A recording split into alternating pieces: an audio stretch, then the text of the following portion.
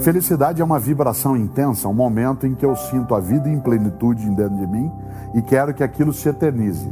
Felicidade é a capacidade de você ser inundado por uma alegria imensa por aquele instante, por aquela situação. Aliás, felicidade não é um estado contínuo. Felicidade é uma ocorrência eventual. A felicidade é sempre episódica. Você sentir a vida vibrando, seja num abraço, seja na realização de uma obra, seja numa situação em que teu time, por exemplo, vence, seja porque algo que você fez deu certo, seja porque você ouviu algo que queria ouvir, é claro que aquilo não tem perenidade. Aliás, a felicidade, se marcada pela perenidade, seria impossível. Afinal de contas, nós só temos a noção de felicidade pela carência. Se eu tivesse a felicidade como algo contínuo, eu não a perceberia.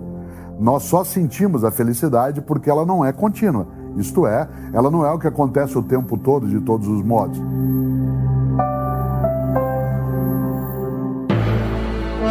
Cinemação, o seu podcast sobre cinema. Acesse nosso site cinemação.com. Cinemação.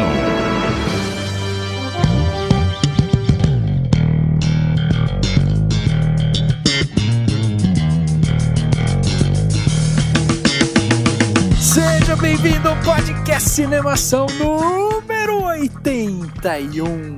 Eu sou Rafael Arinelli e eu tinha uma frase super inspiradora que vai ficar dentro do meu coração. E eu sou o Daniel Cury e eu também não sou muito bom com frases inspiradoras, mesmo com o sobrenome que eu tenho. Aqui é o Henrique Risato e a gente já gravou essa abertura tantas vezes quanto o meu pai já casou na vida. E o meu computador travou, mas acho que dá tempo de entrar aqui. Já até esqueci a frase que eu dizia. Eu sou o Flávio Siqueira e é um prazer estar com vocês aqui. Travou na hora que eu ia falar, mas acho que deu, né? Deu, perfeito. Pra variar, né? O podcast ele não é só se você sentar e gravar. Ele é todo um processo de paciência e tal, que vem justamente de encontro. Olha só o link que eu tô fazendo, hein? Que vem justamente de encontro com o nosso tema de hoje. Porque hoje vamos falar sobre filmes que trazem inspiração. Vamos falar sobre como as pessoas podem se inspirar assistindo filmes. A gente já teve um podcast que se chamava Filmes que Inspiram, que a gente basicamente falou sobre uma porrada de filme que inspira as pessoas. Dessa vez a gente vai pro lado mais filosófico. Vamos conversar sobre o que as pessoas fazem, como que elas se inspiram, o que elas gostam, o que elas podem fazer, qual que é a grande questão da vida. E nada melhor do que conversar com um cara que é especialista no assunto, não é isso, Flavinho? Eu me assustei com duas coisas. Primeiro, com especialista, e segundo, qual é a grande questão da vida. Espero que quem está nos ouvindo agora não leve tão a sério isso e se contente com um papo informal, normal, sobre percepções da vida. Eu acho que a gente pode ficar por aí. É que a gente tem sempre a pretensão de trazer alguma resposta que na verdade nunca é dada, né? O bom é cada um encontrar a sua resposta. O melhor do que encontrar as respostas é você saber fazer as perguntas. Se você tiver as perguntas certas, as respostas nem serão tão importantes assim. E nem levar a vida tão a sério, né? Pois é, depende do que você considera levar a vida a sério, né? Se o levar a vida a sério é tentar encontrar resposta absoluta em tudo, realmente a pessoa vai enlouquecer um pouco. Acho que tem que viver um pouco mais de leveza, um pouco mais de abertura para entender que as respostas mesmo, os sinais, as lições que a gente procura, e eu acredito muito nisso, estão na simplicidade, estão no dia a dia, estão nos acontecimentos de todos os dias, nos relacionamentos, até num papo como esse, ainda que a gente não tenha essa pretensão de falar sobre os grandes mistérios da vida. Mas sai na conversa, enfim, se a gente andar atento, as respostas clarearão no caminho. Exatamente. Uma vez eu vi uma frase que eu achei muito interessante, que eu levo pra mim até hoje, que é a seguinte: se você que tá escutando esse podcast, você se abrir para escutar, né? Você já der a oportunidade de escutar, e nisso, uma palavra, uma frase, qualquer coisa que te toque de uma maneira diferente, já vai ter valido toda a pena você ter feito o download, você ter clicado no play, você ter vindo atrás, porque se te tocou de alguma maneira em especial, seja rindo, seja com alguma mensagem, seja com alguma reflexão, alguma coisa, já valeu a pena, porque você saiu do seu ponto comum e conseguiu abrir um pouco mais o caminho, né? Sabe qual é o grande lance, assim? Eu presto muita atenção nisso. A gente vive extremamente distraído o tempo todo.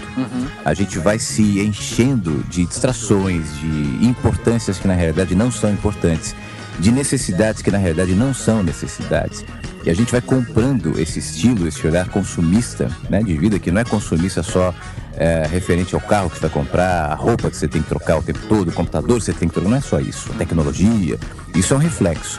Né? Isso reflete um interior, um olhar, um tipo de mentalidade ou de cultura que a gente se entregou sem perceber, sem reflexão, que rouba da gente essa possibilidade de justamente isso que você falou agora, de perceber num podcast, ou perceber numa criança, ou perceber num movimento qualquer da vida, né? Os sinais.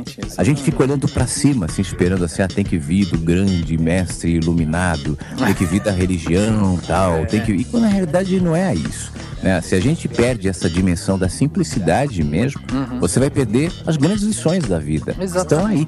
Nos detalhes, né? Nos detalhes, na simplicidade mesmo. O problema é que a gente está distraído demais, assim.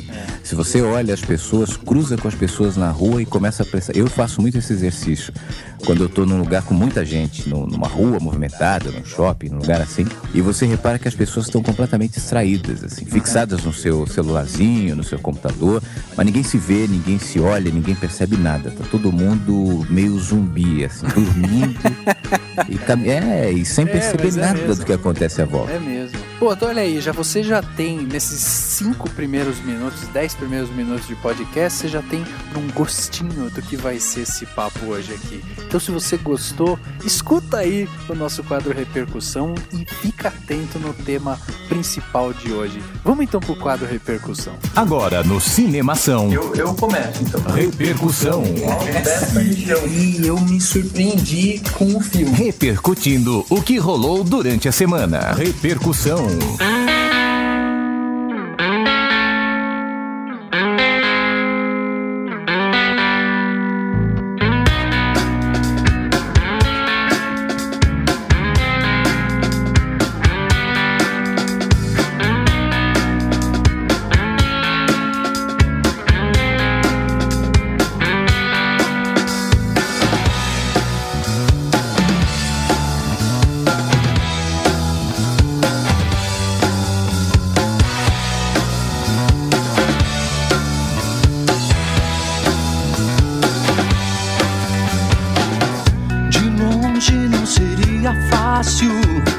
De perto se dissolveu,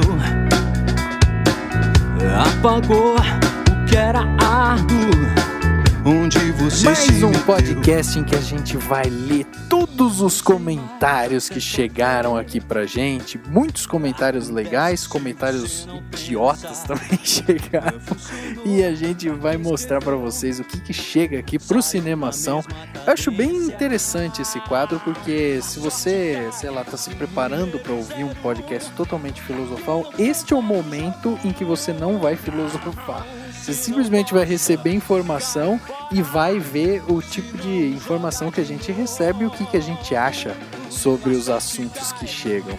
Mas antes disso, né, a gente precisa lembrar as pessoas que querem mandar seus comentários bem construídos, seus comentários idiotas pra gente.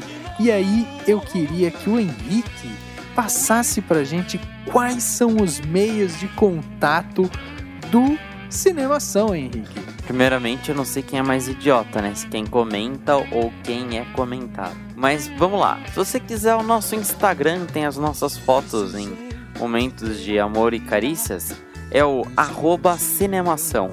Ou se você quiser curtir a gente no Facebook, todas as nossas fotos e notícias e tudo mais é o facebook.com/cinemação. O Twitter é o @cinemação. E tem os nossos Twitters pessoais, que é o @Arinelli, o @Henrique Risato e o @Daniel Cury.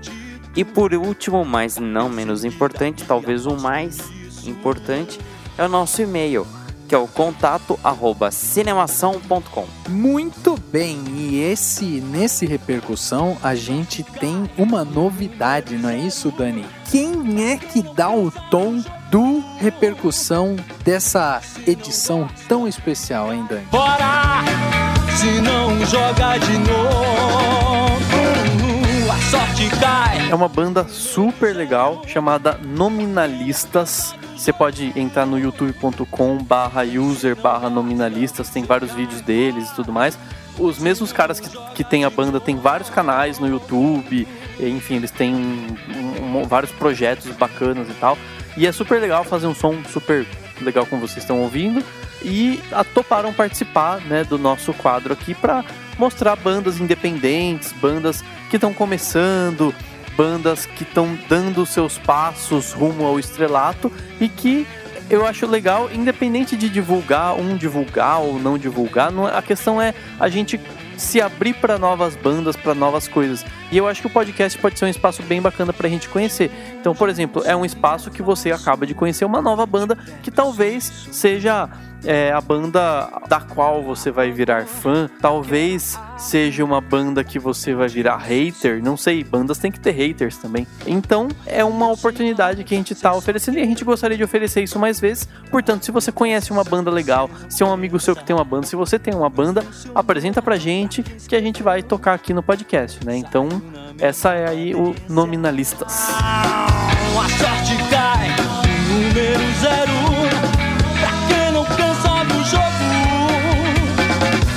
Se não gosta, cai fora. E tem outra coisa, né? Se você quer mandar sua banda, a banda de um amigo, a música, sua música, qualquer coisa, você quer mandar pra gente tocar aqui no Repercussão, manda pro contato@cinemação.com.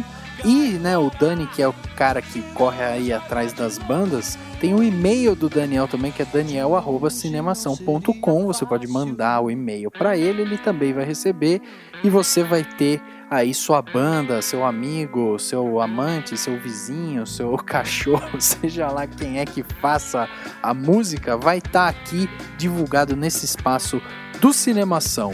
A gente tem alguns comentários aqui pra gente ler.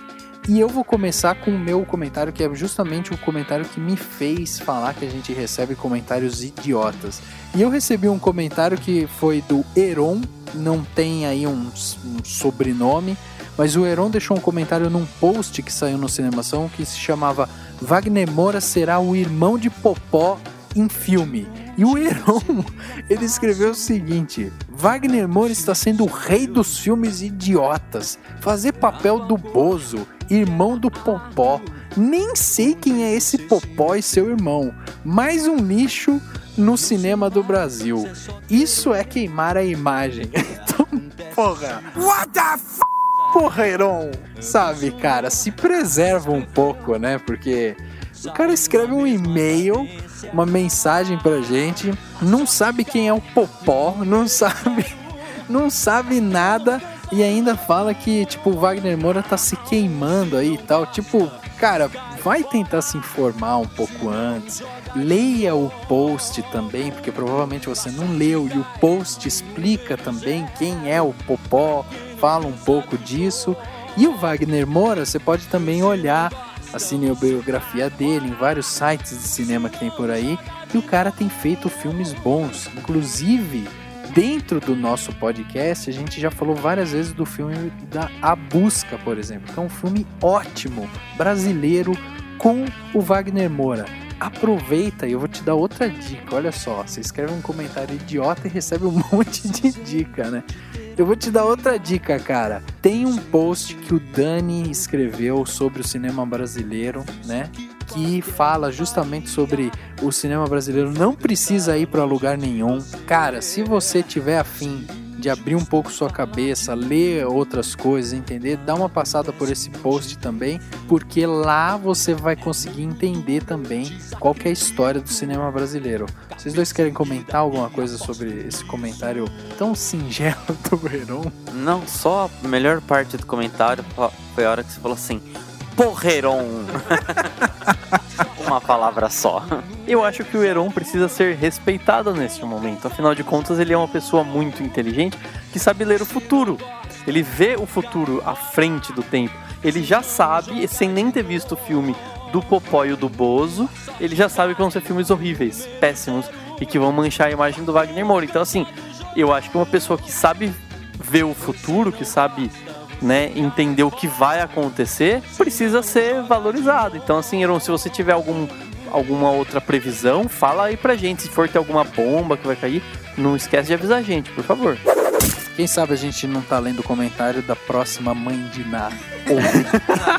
Sou eu. Dani, qual que é o comentário que você trouxe aí pra gente hoje? O comentário que eu tenho aqui é do Francisco Fonseca. Ele comentou num post que noticiava que a Bruna Lombardi recebeu uma condecoração, a maior condecoração de São Paulo, que é a medalha Anchieta. E o Francisco comentou o seguinte: nada mais justo que o reconhecimento de São Paulo. A atriz, roteirista e escritora Bruna Lombardi, no dia 7/4, receberá a honraria mais importante de São Paulo, a medalha Anchieta, e o diploma Gratidão da cidade de São Paulo. Essa condecoração só é concedida a quem conquistou o respeito e a admiração pelos paulistanos. Parabéns, Bruna. Então ele reforçou os parabéns para Bruna Lombardi, que ganhou esse prêmio, e eu também acho que foi merecido. Os filmes dela, eles ressaltam muito a cidade de São Paulo, eles evocam a importância da cidade, e óbvio que uma condecoração dessa é para quem contribuiu com a cidade, eu não sei se com o estado, mas com a cidade de São Paulo, e merece, então tá merecido.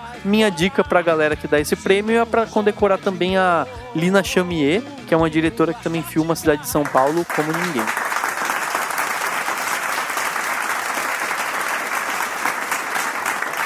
É como se ela tivesse ganhado a chave da cidade, assim. Você vê isso em filmes e tudo mais, que assim, é uma honraria da cidade.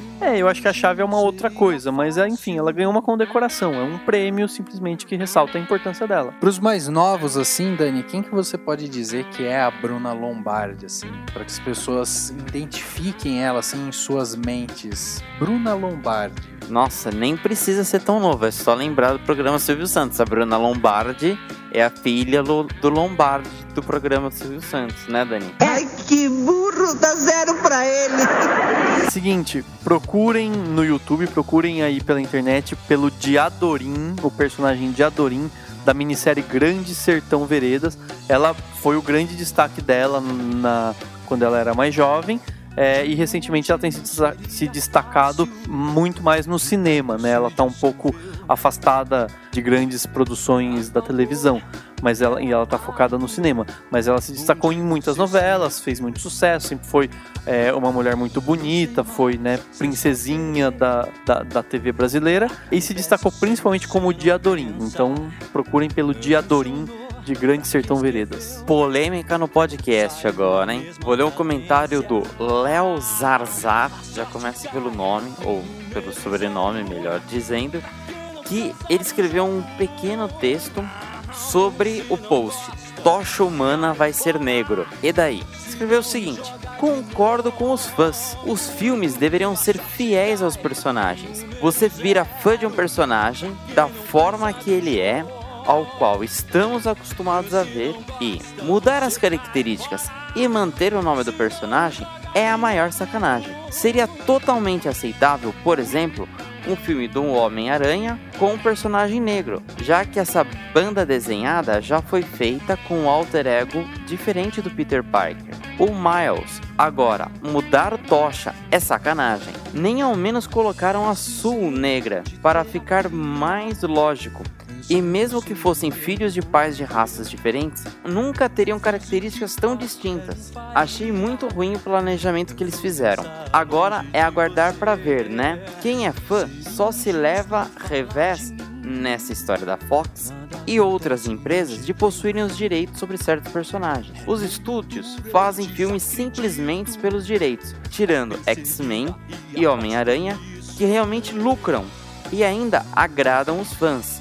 Às vezes. Aí ele pôs kkk, porque pode ser risada ou pode significar que ele pertence a Ku Klux Klan. E ele está falando provavelmente de Portugal, porque ele se referiu às histórias em quadrinhos como banda desenhada, né? Vitrola! Isso, exatamente. Não sabia disso, mas o Dani é o membro jornalista, professor de português de Portugal.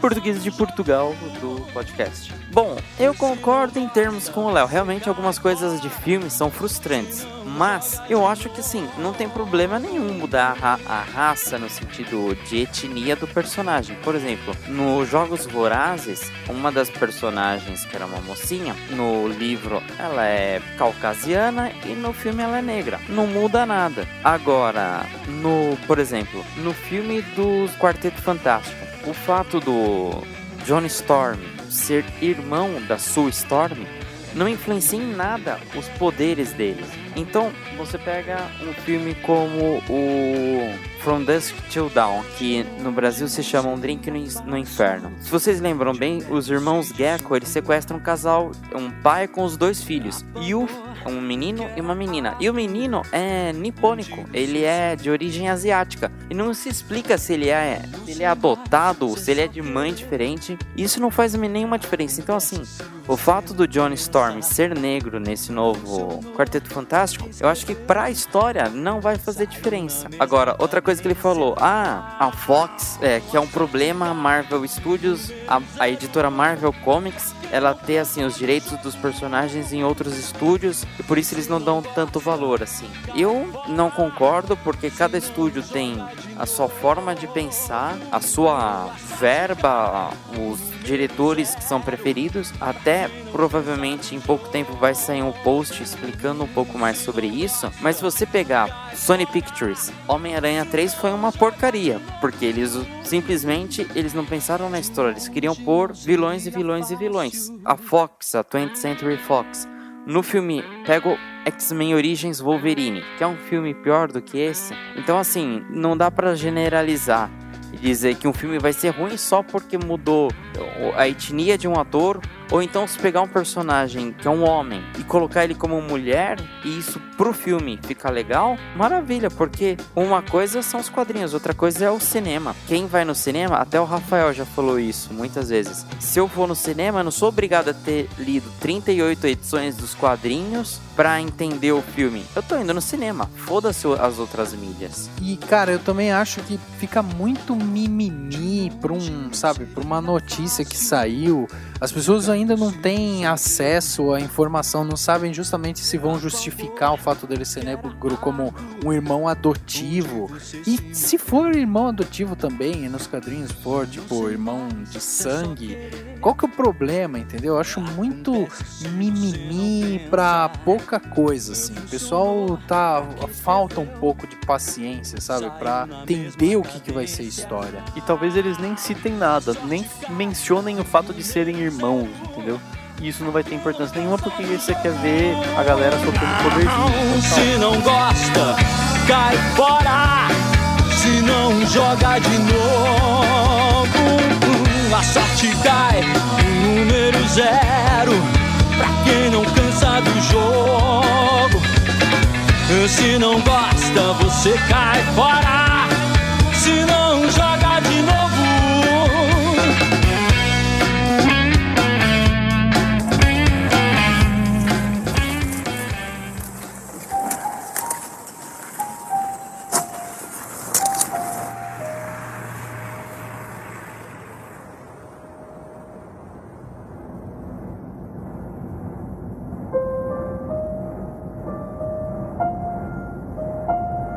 I wanted to be loved because I was great. A big man. I'm nothing. Look, the glory around us. Trees and birds. I lived in shame. I dishonored it all and didn't notice the glory.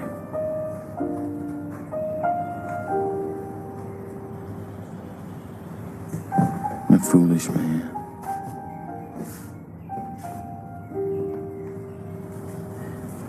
They're closing the plant. They gave me a choice. No job. Or transfer to a job nobody wants.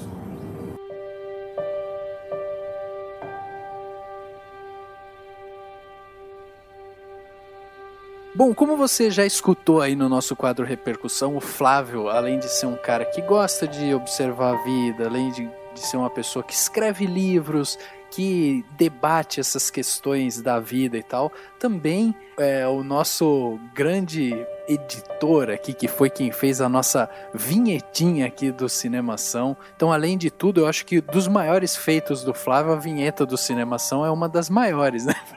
Eu acho que é a maior, é a que eu coloco no meu currículo. Assim. Aliás, eu ando com um crachá. Eu fiz as vinhetas do Cinemação. Aí eu saio na rua, todo mundo fala, foi você? Foi você, acontece muito isso com a gente também. Quem foi que fez? O Flávio? O Flávio? Não. Flavinho, queria que você se apresentasse aí para quem não te conhece, não sabe qual que é o seu trabalho, sua caminhada aí. Como foi que você veio parar aqui para conversar com a gente? Qual que é o seu trabalho? Conta um pouco de você. Eu comecei no rádio aos 16 anos, em São Paulo, e trabalhei até 2000, comecei em 91. Estou com 39 anos. E fiquei até 2008 morando em São Paulo e trabalhando em uma rádio. Provavelmente você que está nos ouvindo no podcast já me ouviu em alguma rádio. Eu já fiz de rádio que toca pagode, a rádio que toca eletrônico, a rádio que toca notícia, a rádio que toca tudo. E aí, a rádio que fala de trânsito. Né? Em 2008... eu já estava há algum tempo um pouco cansado do rádio, eu estava tentando encontrar algum sentido que tinha se perdido.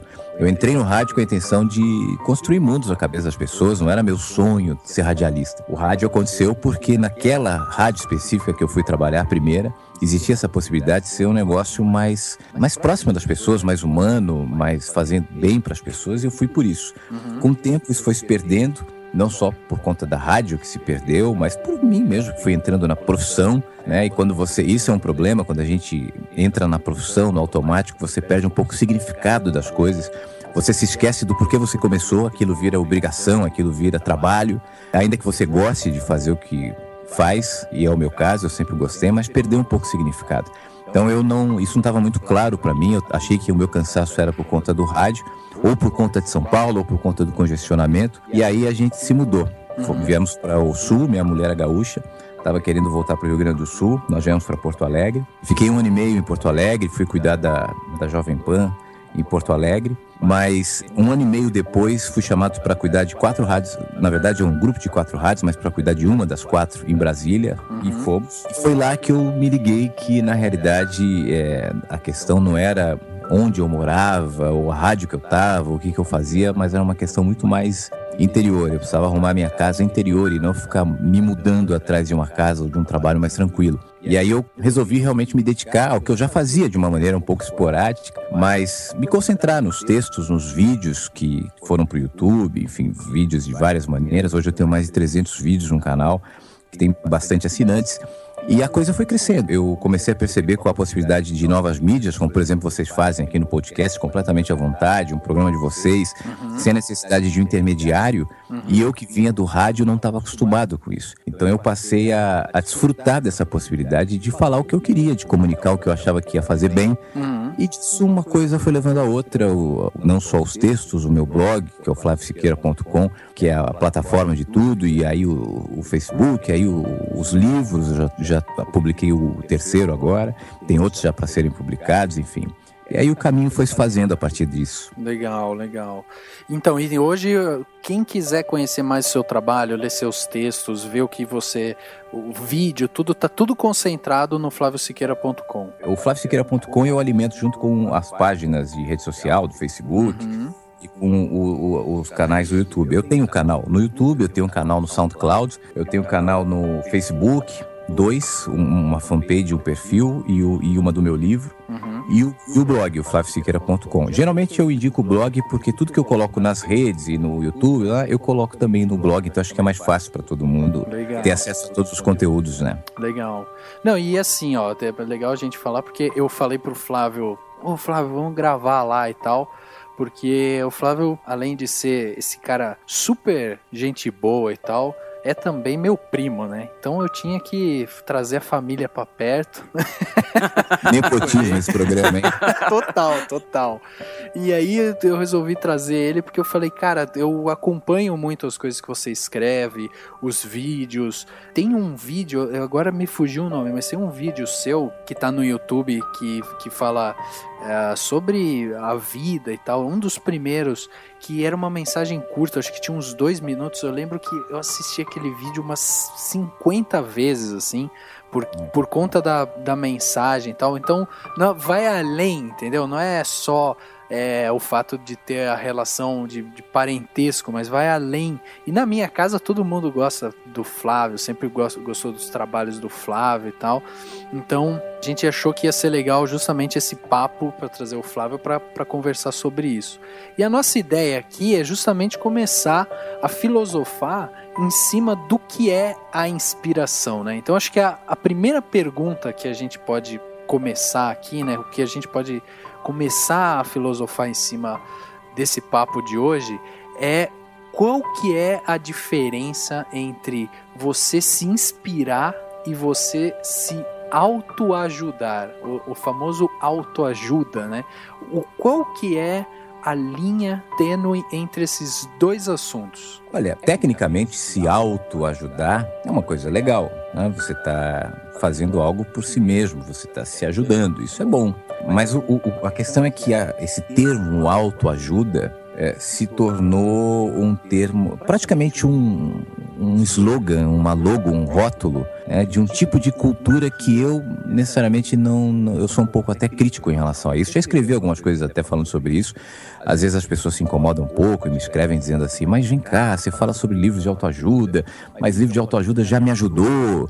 E eu digo, não, pode ajudar, pode fazer bem, não é necessariamente uma crítica para que não leia, mas é uma questão mais conceitual. Eu acho que eu não acredito em sistemas fechados em relação a nada. Eu acho que a vida não é fixa. Nós não somos fixos, o tempo também não.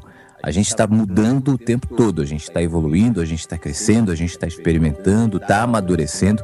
Esse processo de amadurecimento, de crescimento, envolve uma série de etapas, entre elas etapas doloridas, etapas difíceis, etapas onde você acha que não tem resposta, etapas onde você acha que o caminho foi interrompido de uma maneira brusca, etapas de perda, de desgaste, e não só de alegrias ou de momentos felizes, né? Eu até costumo falar bastante sobre a necessidade de que a nossa felicidade seja pontuada também por tristezas, porque só alegrias te entorpece, te distancia do contato humano, te distancia da realidade do próximo, das dificuldades e das dores de existir, das dores de viver.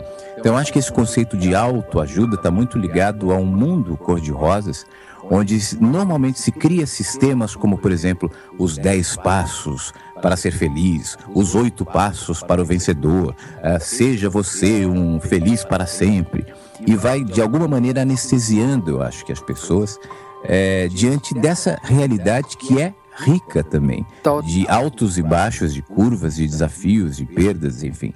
Então, como você me perguntou sobre a diferença da autoajuda, né, e desse caminho de percepção e tal. Então, acho que basicamente é isso. A gente não pode se alienar. Talvez, né, Flávio, o termo autoajuda, né, tenha perdido, né, o valor dele, né? Assim como muita gente fala que a palavra Deus também já perdeu um pouco o valor dela, porque as pessoas usam com tanta frequência e deixam ela amarrada de uma maneira tão distante, né? E você fala sem aquele propósito e tal, então ela perde um pouco do valor. Eu acho que a autoajuda está um pouco ligado a isso também, né? Esse lado de a palavra foi tão usada, foi tão massacrada durante tanto tempo na nossa história, que aí, a hora que você fala de autoajuda, tem gente que já é contra, tem gente que é a favor, tem gente que já pensa na hora em fórmulas, como você falou, né, e tal. Então tem um pouco disso também, do conceito em si, né? Eu tomo muito cuidado com as palavras que eu uso, justamente por essa dificuldade de entendimento. Essa é a minha área, né? Comunicação, rádio e livros, enfim.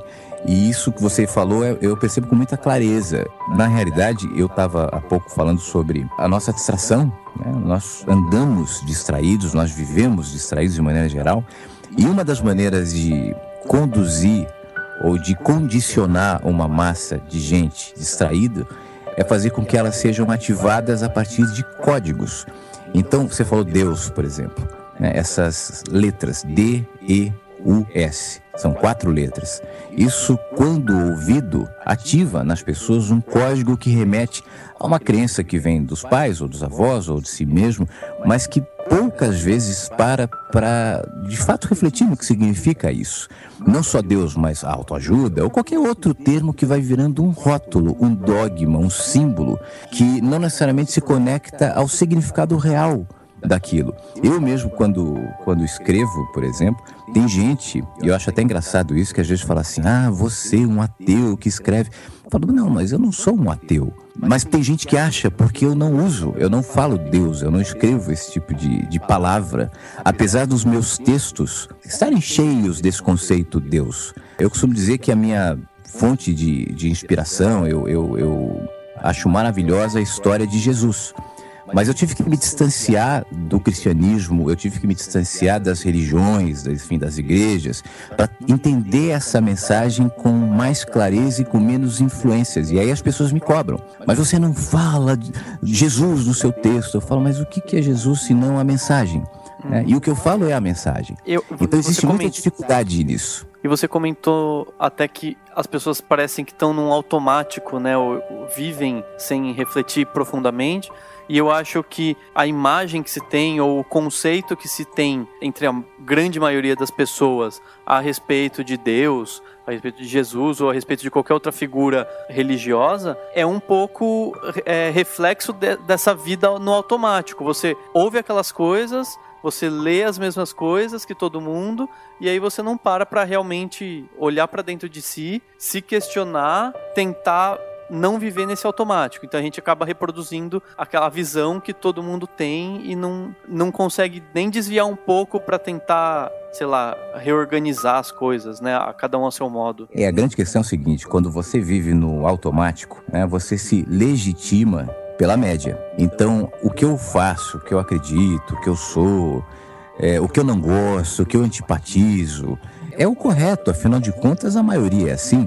Eu acredito nisso ou naquilo, mas quase todos pensam também assim, com alguma variação, claro. Mas isso quer dizer que eu estou certo, isso quer dizer que eu tenho razão. É assim que a maioria pensa.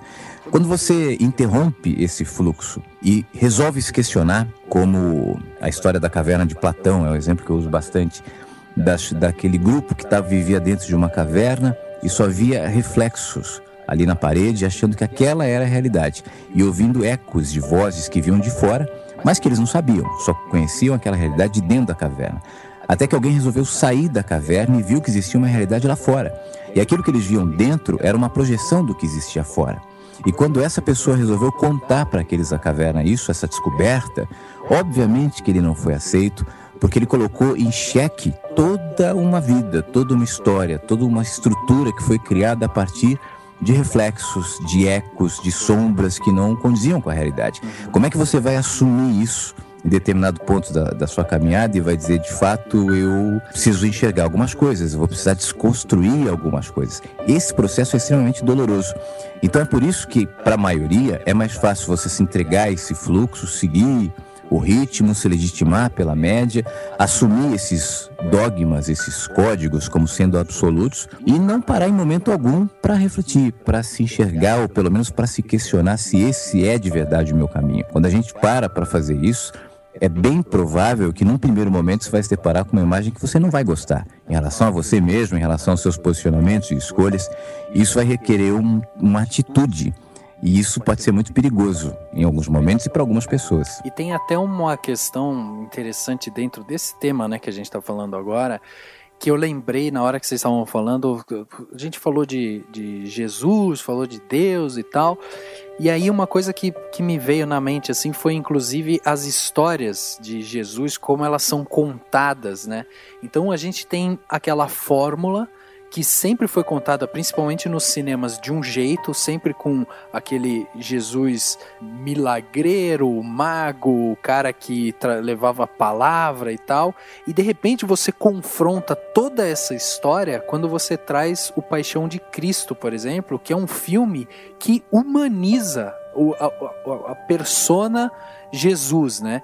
E aí você coloca a imagem, aquela ideia do que era, em conflito justamente com algo muito mais real, muito mais carne, muito mais palpável. E isso gerou, principalmente na época que o filme foi lançado, toda uma crítica, né? Principalmente da igreja e tal. Então teve um monte de problema em relação a isso, justamente por um problema conceitual mesmo. Até para complementar o Rafa, tem aquele filme que é um pouco mais antigo, é de 88, A Última Tentação de Cristo, que também que é do Scorsese, e ele pega e coloca Jesus, assim, ele tira a parte de Deus dele, né? Fala assim, como foi a vida dele na época. Então ele tem um relacionamento amoroso com Maria Madalena e tira essa parte muito espiritual, mas sem deixar o personagem espiritualizado, né? Uhum.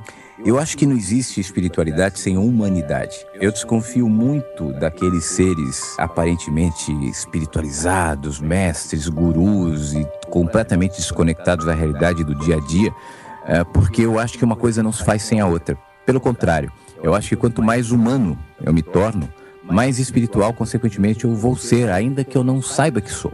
E eu acho que esses que não sabem que são e que não saem alardeando que são, esses são os que eu reparo, esses que são os que eu admiro. Eu acho que esses que são os que têm para compartilhar alguma coisa. Então, acho que nesse caso específico que a gente está falando do exemplo de Jesus, né, eu li recentemente um livro chamado Zelota, que é um livro escrito por um muçulmano, e ele foi muito criticado nos Estados Unidos por conta de uma visão mais histórica, né, e completamente desvinculada de qualquer pretensão religiosa, enfim.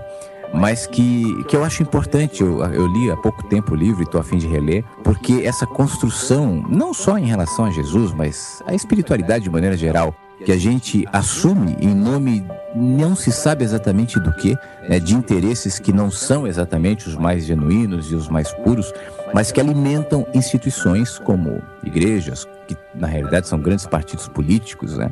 E eu não estou me referindo a uma específica, mas isso acontece de maneira generalizada, obviamente com exceções, mas eu acho que se a gente não se distancia dessa imagem ou dessa imposição, você nunca vai ter uma visão clara em relação a nada, não só em relação à história de Jesus, mas em relação a si mesmo, em relação ao que significa ser humano, em relação ao que significa ser espiritual, ou então em relação ao que significa essa imagem que nós temos de Deus.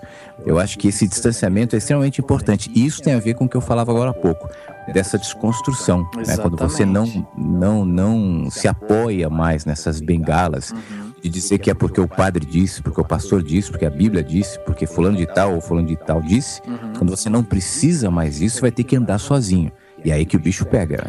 Há muitos milhões de anos, uma espécie de seres pandimensionais hiperinteligentes ficou tão de saco cheio dessas discussões incessantes sobre o sentido da vida que delegaram a dois dos mais sábios entre eles a tarefa de projetar e construir um estupendo supercomputador para calcular a resposta para a vida, o universo e tudo mais. Pensador profundo, queremos que nos dê a resposta. A resposta a quê? A resposta para a vida, o universo e tudo mais. Gostaríamos de uma resposta. Uma resposta simples. Vou ter que pensar no assunto. Retornem a este lugar em exatamente 7.500.000 anos. Tem uma questão interessante também, que quando a gente, geralmente aqui no podcast do Cinemação, quando a gente vai falar sobre um filme, vai às vezes fazer uma crítica sobre o filme, aqui mesmo conversando, né? a gente muitas vezes vai analisar, por exemplo, o protagonista ou o vilão. E a gente sempre fala em como que aquele personagem ele vai se conectar com o espectador. Então ele precisa trazer algum tipo de elemento humano ou algum elemento que conecte a personalidade, aquele personagem que você está assistindo na tela com você. A gente entende que a maioria das vezes quando o personagem ele não tem essa relação íntima com a plateia, né, quando ele não é bem construído, você não cria essa empatia por ele e obviamente você não compra a história do cara, você não sofre com ele, não se emociona com ele, não entende quais são as emoções dele. E isso tem muito a ver também com nós mesmos, né? Então, assim, o ser humano, eu acho que ele está muito atrelado também ao externo, né? Como eu me relaciono com o externo, ou o que eu espero do externo. Então, o cara, quando ele vai pensar na vida dele, por exemplo, o cara pega e fala, o dia que eu tiver dinheiro, o dia que eu tiver emprego bom, o dia que eu tiver, sei lá, com uma mulher assim, assada, não sei o que, eu vou estar feliz. Ou seja, ele joga sempre pro externo e coisas que não estão ali nele, na hora. Então ele cria situações que colocam ele sempre longe, né, do objetivo e tal. E eu acho que isso está muito atrelado, assim, principalmente o cinema, que é uma arte tão verdadeira, né? Ela é o momento em que o homem pode realmente se tornar Deus e criar mundos e histórias fantásticas ali. E aí você tem muito dessa conexão, como construir um personagem, como trazer de uma forma tão íntima, e as pessoas ainda não conseguem fazer criar um balanço, né? uma medida equilibrada entre o exterior e o interior, né, delas mesmas. Na realidade, assim, eu me projeto no outro, especialmente quando eu não paro para me enxergar, o que é o caso do estilo de vida que a gente vive, que não está nada propenso a esse tipo de condição, né? Você nunca é chamado para olhar para dentro, você sempre é chamado para olhar para fora, sempre. O que gira a nossa economia, por exemplo, funcionando como ou o que a gente chama de democracia, ou o que a gente conhece como instituições fortes e poderosas, sejam as políticas, as religiosas ou as econômicas, elas estão baseadas justamente nesse distanciamento, né? nessa esquizofrenia onde o ser humano não percebe que a realidade que ele vive é uma projeção interior. O mundo que você enxerga, o mundo que você vê, as suas importâncias e desimportâncias, o que você quer e o que você tem medo que aconteça, é sempre uma projeção de dentro para fora. Mas como a gente não percebe isso, como a gente não entende isso, a gente acha sempre que é uma condição de fora. E a gente vai viver sempre em busca desse fora, projetando no outro, tentando me identificar, se falou dos personagens do cinema, tentando criar uma espécie de cumplicidade, até como catarse emocional também. O vilão é vingado, ou melhor, o vilão é destruído pelo herói que me representa e de alguma maneira eu projeto naquele herói a minha resignação diante do político que me rouba, do patrão que me maltrata, da mulher que me xinga. Então a gente precisa dessa catarse para ir projetando sempre. À medida que essa projeção acontece, eu vou me distanciando, né, dessa possibilidade de me enxergar como ponto de partida de tudo mais que está acontecendo na minha vida. Então o que a gente vive, as condições que se reúnem à nossa volta, são um retrato de como eu sou, de como eu estou. Né, os relacionamentos, os acontecimentos, tudo isso reflete como eu sou. Então eu acredito no caminho sempre de dentro para fora. Quando eu olho para dentro e tento me arrumar e me enxergar e me entender, naturalmente eu começo a projetar para fora, ao mesmo tempo em que eu não preciso mais desse tipo de referência, ou de dependência, ou de cumplicidade, seja com personagem de cinema, ou seja com a mulher, com o marido, com o filho, com o patrão, enfim, aí vai. E eu poderia pensar que uma projeção bem feita, ou essa ideia do externo, tem como, se for bem realizado, eu posso fazer com que isso volte pro meu interno, pro meu interior. Eu estava pensando agora no quanto é bom, por exemplo, acho que a grande maioria das pessoas adora viajar, porque quando a gente viaja, a gente de uma certa forma, olha para aquilo que tá fora, para aquilo que tá longe, para aquilo que não faz parte do nosso dia a dia e passa a, em algum momento, mesmo que a gente não perceba, a gente olha para si mesmo.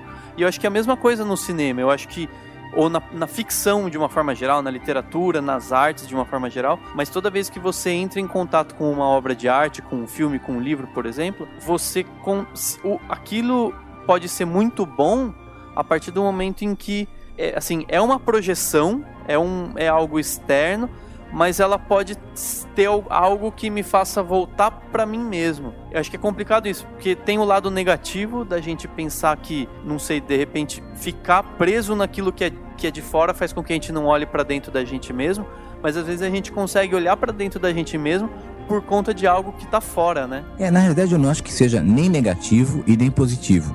Quem tinge qualquer acontecimento da coloração de boa ou má, somos nós. E como a gente projeta naquilo o significado. Então, por exemplo, né, você falou da viagem, assistir um filme, tudo isso eu adoro, o cinema, eu adoro viajar, isso tudo é bom e faz bem, né? A gente precisa desses momentos. Agora, eu sei que quando, por exemplo, em uma viagem eu vejo uma paisagem linda, eu só consigo enxergar aquela beleza porque antes da beleza estar na paisagem, ela está em mim. E eu projeto na paisagem aquilo que está em mim. Eu uma vez estava fazendo uma palestra, foi aqui em Porto Alegre. Eu sempre dou esse exemplo. Uma mulher, eu estava falando sobre se aquietar, sobre a gente silenciar a nossa alma inquieta para perceber a vida. E uma mulher pediu para falar e falou assim: olha, para você deve ser fácil. Eu não sei exatamente onde você mora, mas eu, por exemplo, eu acordo muito cedo e todos os dias eu tenho que acordar com uma porcaria de um passarinho cantando na minha janela. E aí eu tava, mas vem cá. E aí todo mundo ficou meio espantado. E ela descrevendo porque ela acha tão ruim aquilo. E ela tem um filho pequeno que chora. E eu dizendo, olha, mas pra mim o passarinho cantando na janela é uma maravilha. O filho pequeno, o meu já não é mais tão pequeno assim, vai fazer 11 anos. Mas eu me lembro com alegria do tempo em que ele era pequeno e com saudade, inclusive. Então tudo depende de como aquilo repercute dentro da gente. O passarinho cantando na janela, para mim, é maravilhoso. Para ela, é horrível. Porque é o que ela tem para projetar, o que ela tem para enxergar, o que ela tem dentro dela. Exatamente. Então se a gente olha, seja para o cinema, seja para a paisagem, para qualquer acontecimento, como uma oportunidade de enxergar o que eu tenho aqui dentro. Por que aquilo me incomoda? Por que eu me antipatizo com isso, ou com esse, ou com aquele? Por que isso me faz mal, ou por que isso me faz bem? Eu vou começar a ter um pouquinho da dimensão, do cenário, enfim, das imagens que, de alguma maneira, me habitam, estão dentro de mim. Exatamente. Tem uma frase, Flavinho, não sei se você conhece, do Luiz Fernando Veríssimo, que diz assim: o mundo é como um espelho que devolve a cada pessoa o reflexo de seus próprios pensamentos. A maneira como você encara a vida é o que faz toda a diferença. Eu acho que é por aí, né? Sem dúvida. São oportunidades, né? Por isso que, se a gente começa a tirar dos acontecimentos, quaisquer acontecimentos, a carga moral, né? E isso é uma tendência que todos nós temos, isso é bom, isso é mal. Se a gente começa a retirar esses elementos e entender que acontecimentos são apenas acontecimentos, cenários são apenas cenários, pessoas também, você vai começar a enxergar tudo como oportunidade para que você projete naquilo significado. Significado é uma projeção interior. Então, eu costumo dizer, por exemplo, um tsunami, né? Acontece um tsunami e mata não sei quantas pessoas. Depois você vai ver um filme, né, de uma família que enfrentou o tsunami, mas que conseguiu tirar lições até do tsunami. Então, está tudo ligado à minha capacidade de enxergar e de projetar significado. Por isso que eu sempre aconselho a gente não entrar nos acontecimentos, nos caminhos da vida, já propensos a apontar e dizer isso é bom, isso é ruim, isso vai ser legal, isso não vai. Porque a vida surpreende sempre. Exatamente. Esse filme que você estava falando seria O Impossível? Ou você viu esse filme ou você deu só um exemplo? Eu dei um exemplo, é um filme recente, né? Eu não me lembro o nome dele. Isso, é esse mesmo. Chama Eu li O sobre Impossível. o filme, na verdade. Isso. É um filme que tem a Naomi Watts e tem também o Ewan McGregor, e eles contam a história justamente de uma família que estava no meio lá do tsunami, se separou, né, no meio do caos que aconteceu na Tailândia, e aí eles começam a naquilo e se encontrando também, né, em meio à tragédia. e se encontrando das duas maneiras, tanto de uma maneira física como de uma maneira espiritual e até emocional, né? Então o filme traz um pouco isso, e eu acho interessante inclusive isso, né? Porque o cinema em si, ele também tem esse poder de você propagar as histórias, né? Então se você tem uma história que te inspira, ou uma história que seja de alguma maneira, que conte como que as pessoas conseguiram de alguma maneira se superar ou assim minimizar aqueles medos e tal, você consegue se inspirar naquilo para ir dando novos passos, né? E aí tem vários tipos de filme, inclusive você pode escutar o podcast de filmes que inspiram. Mas eu ia até te perguntar, Flavinho, qual que foi o último filme assim que você viu nos últimos tempos aí? Você lembra? O último filme que eu vi nos últimos tempos, olha, não precisa ser nessa linha de inspiração? Ou não, o filme que você gostou. O último filme que eu vi foi agora, um filme que já saiu de cartaz, foi O Mordomo da Casa Branca. Gostei. Muito bom, muito bom. Eu achei muito legal, ele vai trazendo um monte de histórias que na realidade aparecem como pano de fundo, né? Momentos importantes da história dos Estados Unidos, dos negros, dos presidentes, enfim, mas que vão como pano de fundo da história do mordomo que vai se encontrando à medida que trabalha na Casa Branca. Eu achei muito legal.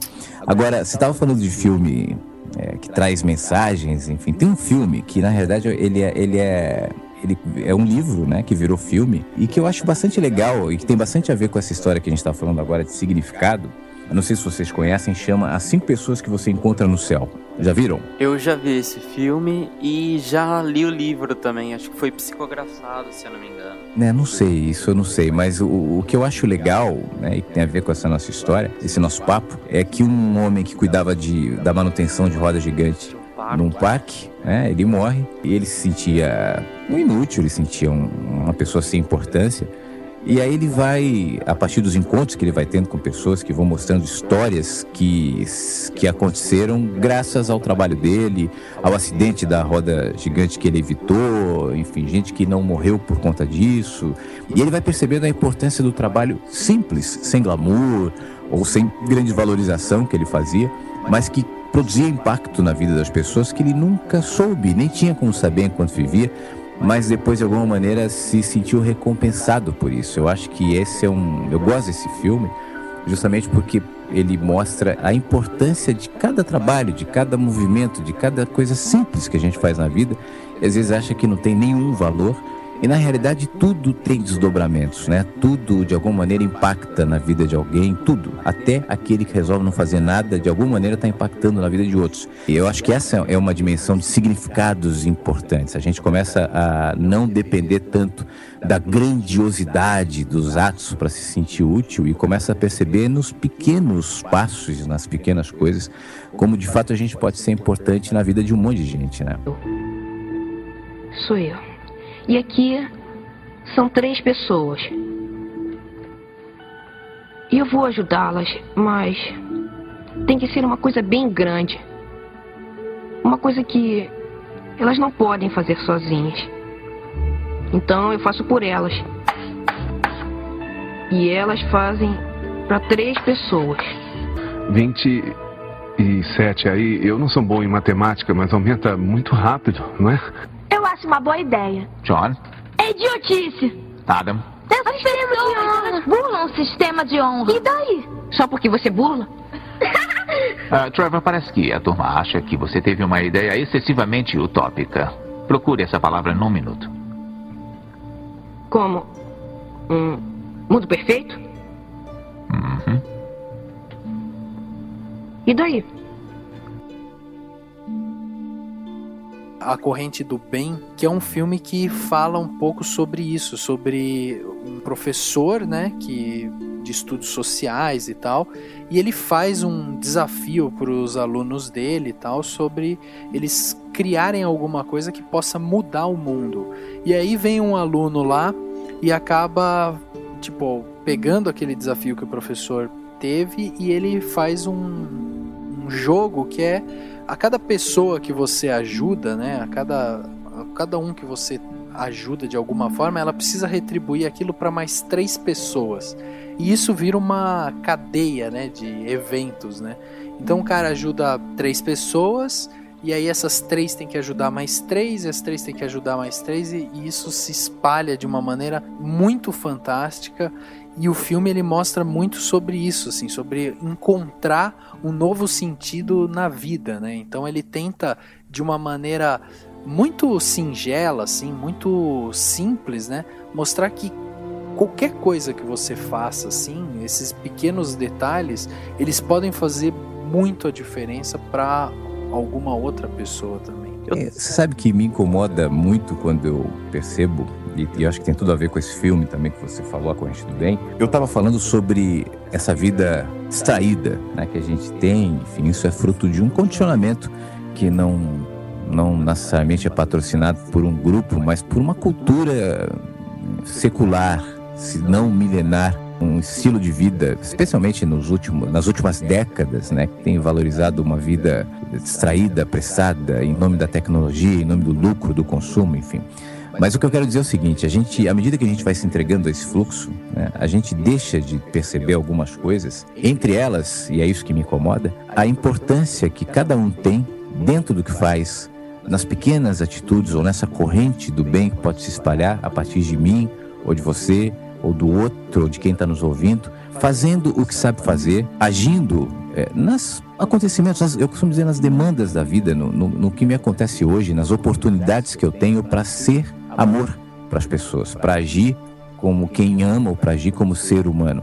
A gente espera do poder público, a gente espera, quando é mais novo, dos pais, aí depois você espera do seu chefe, aí depois você espera dos políticos, e você sempre está esperando que alguém faça algo que no teu mundo você pode fazer.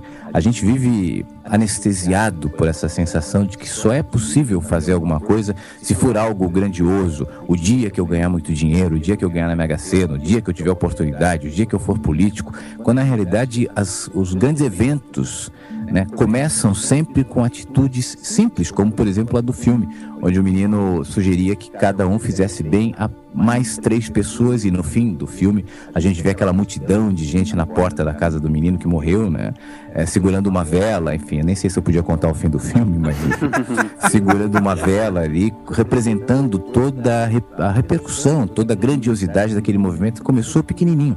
Então, se a gente consegue capturar essa importância para o nosso dia a dia, né, eu vou ser importante e eu vou ser útil na vida dessa pessoa, eu vou responder em amor nessa circunstância, eu vou fazer o meu melhor naquilo que ninguém vê e que não vai ter aplauso, que não vai gerar grandes consequências, pelo menos num primeiro momento, mas de atitudes e pequenas atitudes, em pequenas atitudes eu posso sim mudar o mundo, né? Ainda que não seja o planeta Terra, mas eu mudo o meu mundo e mudo o mundo das pessoas que me cercam.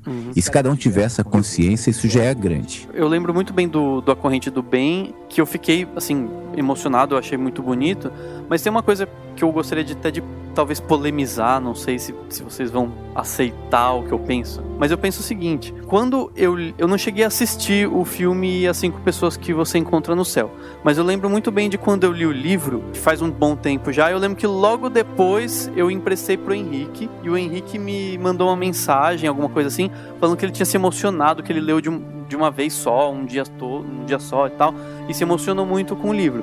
E eu lembro que quando eu li o livro, eu não me emocionei tanto. E aí eu tava chegando a uma conclusão, assim, da minha parte, eu prefiro muito mais livros e filmes e enfim, histórias ou momentos que sejam menos diretos e que se preocupem menos em passar uma mensagem muito pontual. Um exemplo, às vezes eu reflito muito mais sobre o quanto é bom ajudar as pessoas, ou quanto uma vida precisa ter um significado maior do que esse simples viver automático, com um filme, por exemplo, como Sociedade dos Poetas Mortos, que a gente inclusive comentou no podcast anterior a esse, várias vezes, em vários momentos. É um filme que me emociona muito mais. Ele não fala pontualmente, o tema pontual dele é muito mais educação nas escolas, ou o quanto uma pessoa pode te inspirar, mas ele não fala especificamente sobre o fazer o bem, por exemplo, mas eu me sinto muito mais tocado e muito mais com vontade de mudar alguma coisa ou de inquieto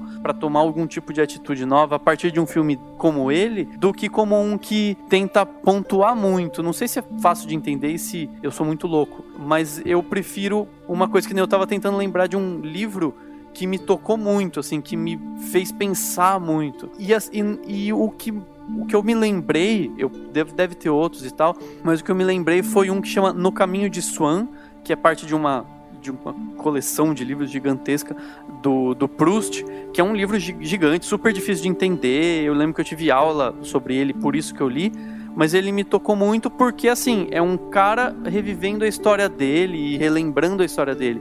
E a partir disso eu tirava insights que pra mim funcionam melhor do que um livro que fale sobre a vida ou questione as coisas da vida. Essas coisas, livros, filmes, são interessantes, mas não me tocam tanto. Não sei se... Talvez... Mas ainda bem que existem vários tipos de filmes e livros que toquem uns e não toquem outros, e toquem outros e não toquem uns. Por exemplo, você quer eu entendo o que você está falando e até concordo também. Eu também não. Por exemplo, eu gosto muito de ler o José Saramago, que foi filmado o Ensaio sobre a Cegueira, né? Um dos livros dele que virou filme, inclusive dirigido por um brasileiro, que eu gosto bastante, inclusive, do filme e do livro, prefiro o livro até. Mas o Saramago é um cara completamente crítico em relação à sociedade e tal, e um convicto, confesso e ativista, ateu. E aí as pessoas me falam assim, poxa, mas eu adoro o ateísmo do Saramago. Eu não sou ateu, mas eu adoro o ateísmo do Saramago, porque o ateísmo do Saramago reflete não necessariamente uma desconstrução de Deus, afinal de contas, nem Nietzsche conseguiu matar Deus. Quem somos nós para tentar matar ou fazer viver, ou fazer nascer, ou tentar explicar?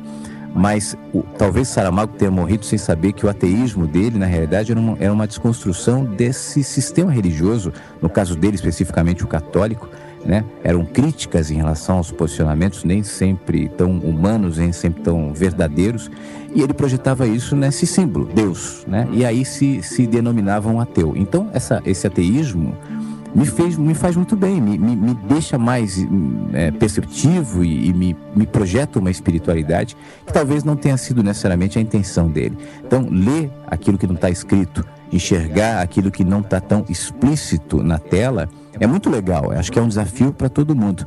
Agora, isso não quer dizer que as mensagens mais explícitas e mais claras também não tenham o seu valor.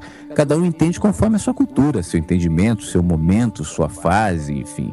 E por isso que é bom que existem todas as linguagens aí para todo mundo, né? Mas eu acho até que essa questão tem muito a ver também com, assim, a gente, né, em si, porque a gente estudou, leu e tal, e a gente meio que não gosta de ter aquela mensagem mastigada e cuspida na tela ali, entendeu? Então, vou contar a história de por exemplo, emociona menos, de repente, o menino que cria a fórmula que ele tem que ajudar mais 3 pessoas, do que, de repente, você fazer um filme como o Ensaio...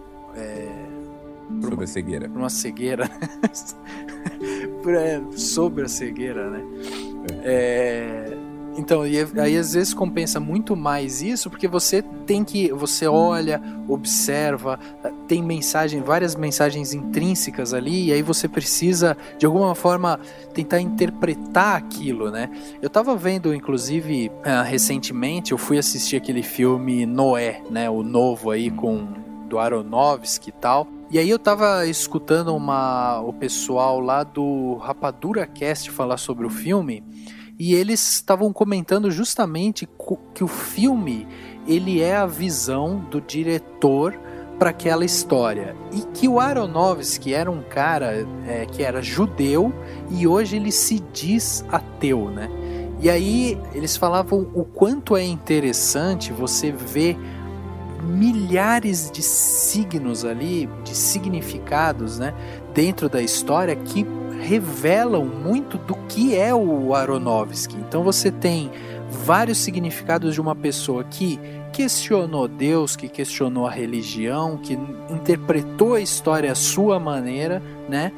E tem muito disso também. Então, a pessoa que tá vendo o filme, ela recebe aquela carga, ou lendo o livro, né? Enfim, mas ela recebe aquela carga de emoção, aquilo que o autor tá querendo passar, mas ela não chega a ser tão destrinchada ao ponto de você, sabe, o cara subiu na escada.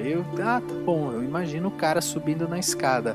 Então existe também esse conceito, né, de vamos tentar fazer um livro, fazer um filme para um público A ou para um público B, né, também. Tem muito disso. Sem dúvida. Eu percebo pelos meus textos mesmo. Às vezes eu escrevo alguma coisa e eu recebo feedback completamente diferente um do outro, de gente que entendeu, de gente que não entendeu. E eu sei que tem muita gente que, se vai ao cinema assistir, por exemplo, o ensaio sobre a cegueira, não vai entender absolutamente nada. É importante também que tenha o filme do cara subindo a escada, porque as pessoas não vão entender a metáfora do cara subindo a escada, a não ser que vejam o cara subindo a escada. Claro que, particularmente, eu penso como vocês também. Eu também não gosto de nada muito explícito, muito claro, muito pronto, até porque isso me tira um pouco da margem de interpretar, de enxergar com o meu olhar, de projetar ali os significados próprios.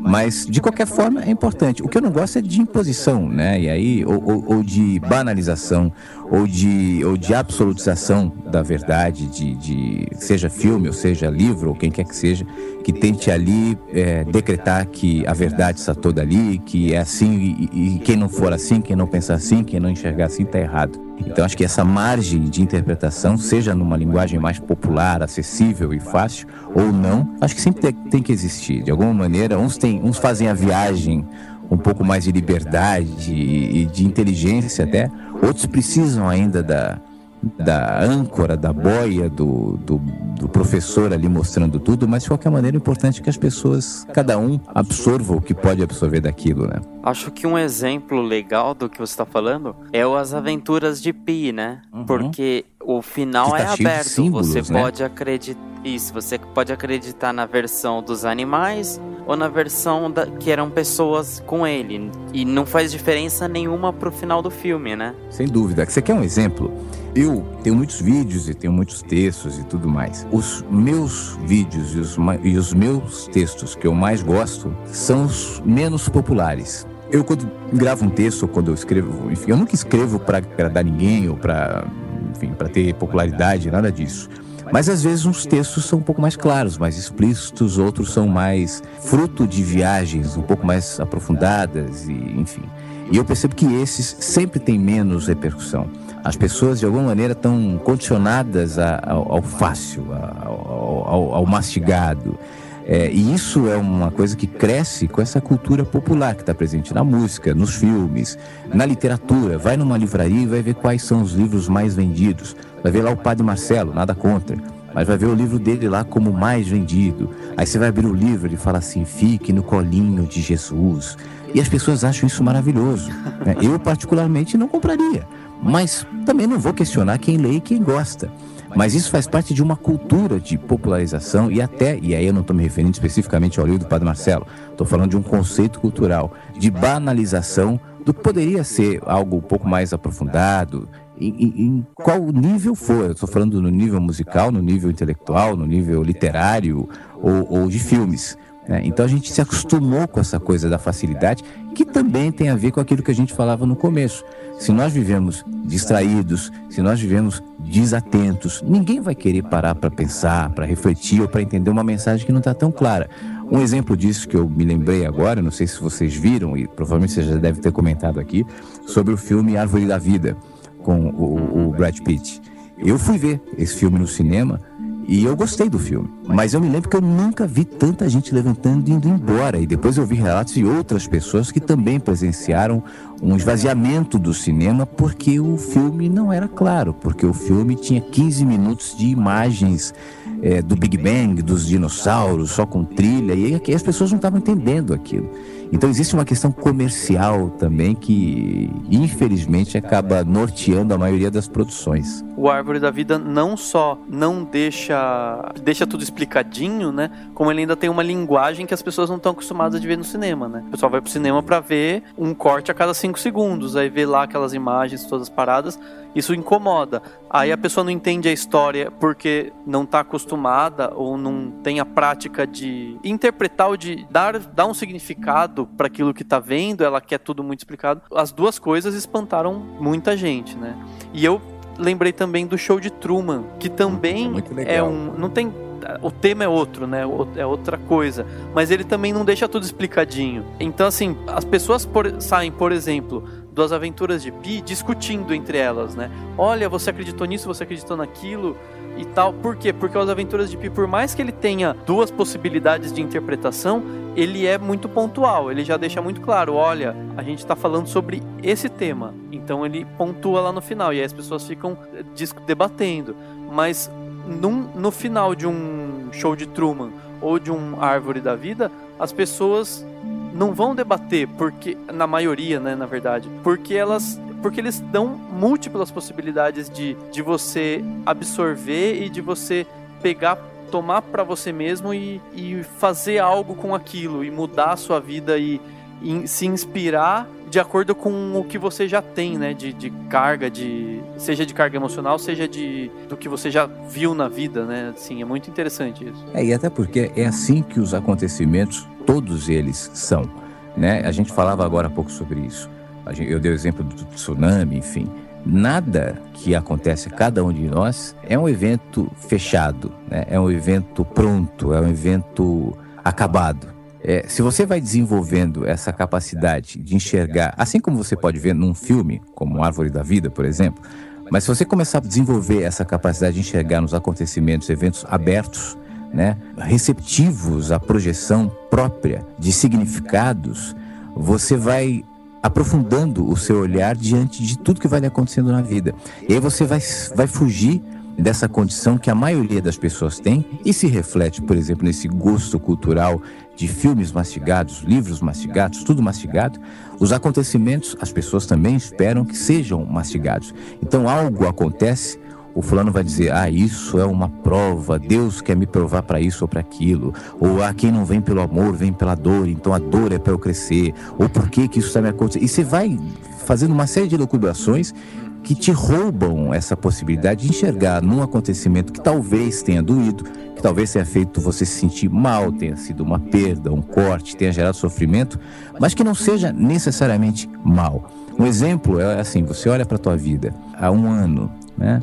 E aí você vê algo que você queria muito que acontecesse. E você lutou para que aquilo acontecesse. E quando aconteceu, você ficou feliz. Mas com o tempo, você percebeu que aquilo não te fez bem, que era melhor que não tivesse acontecido. E coisas ruins que você se desviou, que você lutou, que você evitou e que aconteceram e que você sofreu, mas que com o tempo você percebeu que isso gerou uma dimensão nova de entendimento, de percepção, de aprofundamento, de olhar em você. E, no entanto, então não era ruim. Então você conclui, diante disso, que a gente não sabe exatamente o que é bom e o que é ruim. Nenhum acontecimento traz isso explicitamente ou fixadamente. Está tudo aberto. Então você desenvolve essa capacidade de enxergar significado em qualquer coisa. Nada vai necessariamente te fazer mal, ainda que te faça sofrer. Mas isso pode gerar em você gratidão, isso pode gerar em você pacificação, isso pode tirar de você o medo de viver, de enfrentar a vida. E é claro que, como isso reflete no seu olhar diante da vida, vai refletir nos teus gostos, como, por exemplo, ver um filme que também não tenha tudo ali aberto, tudo fácil, tudo mastigado. Você percebe que uma coisa está sempre ligada na outra.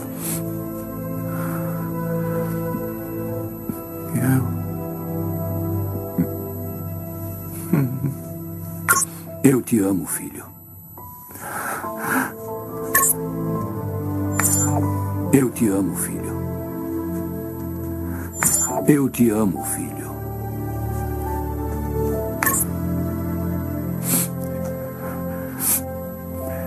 Eu também te amo, pai.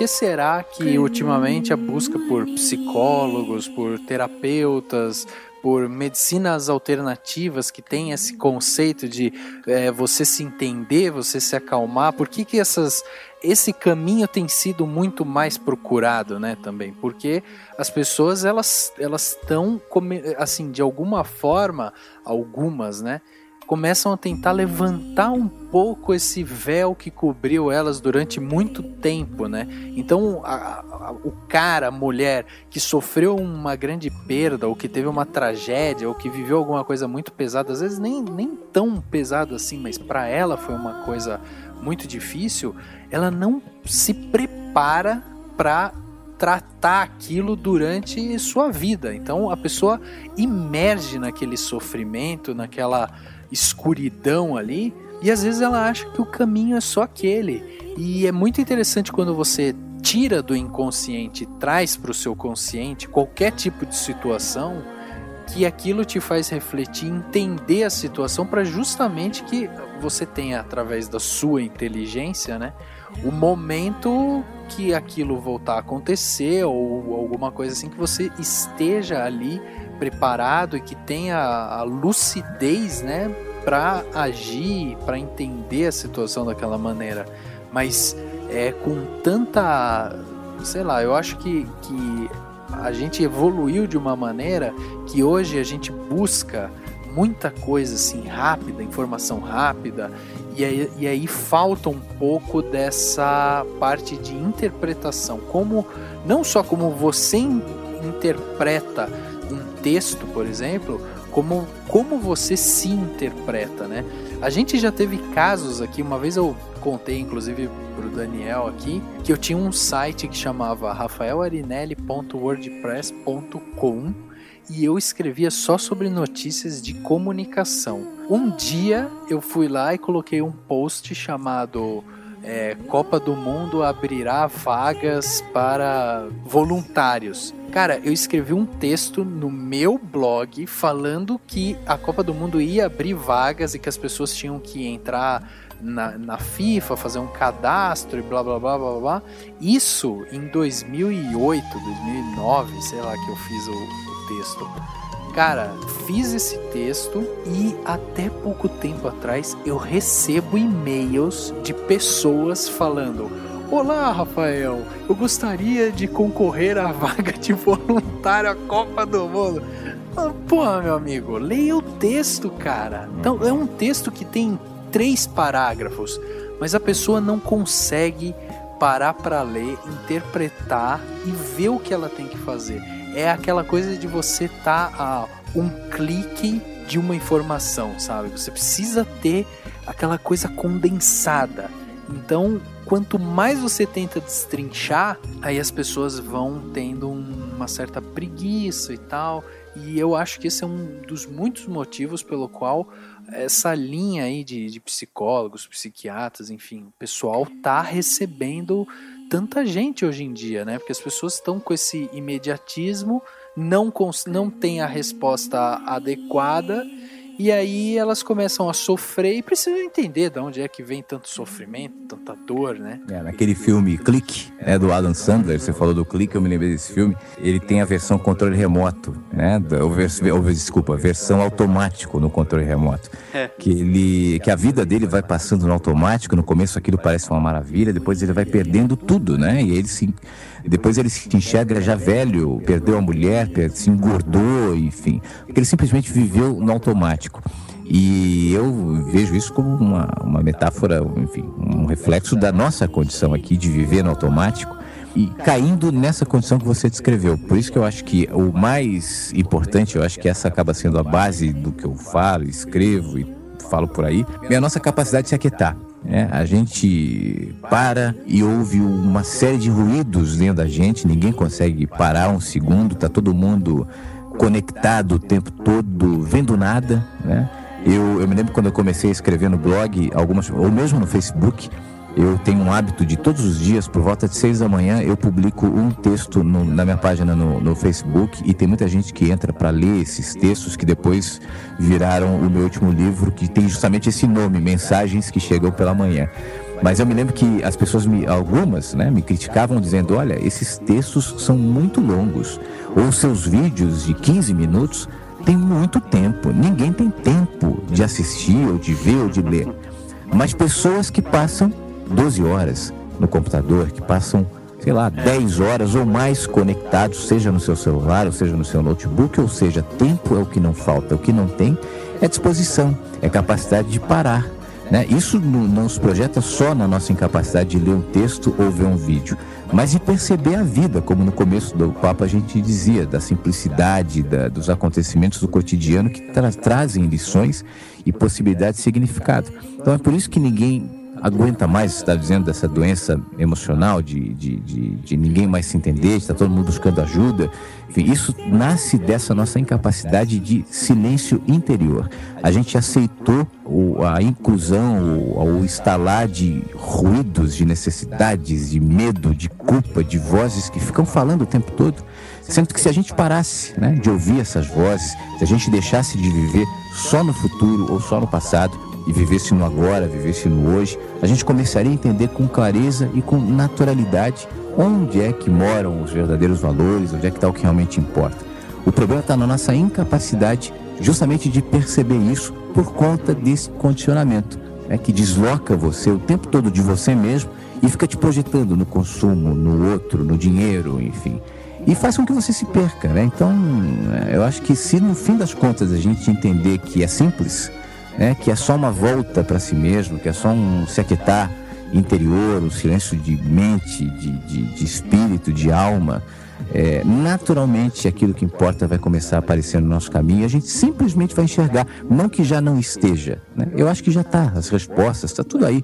É só a gente que não vê, né? Eu tava pensando numa coisa, quando o Rafa comentou que as pessoas hoje em dia buscam tanto medicinas alternativas, psicólogos ou algum tipo de tratamento, e as pessoas hoje têm, parece que com tanta intensidade, essa necessidade do preciso me encontrar, etc.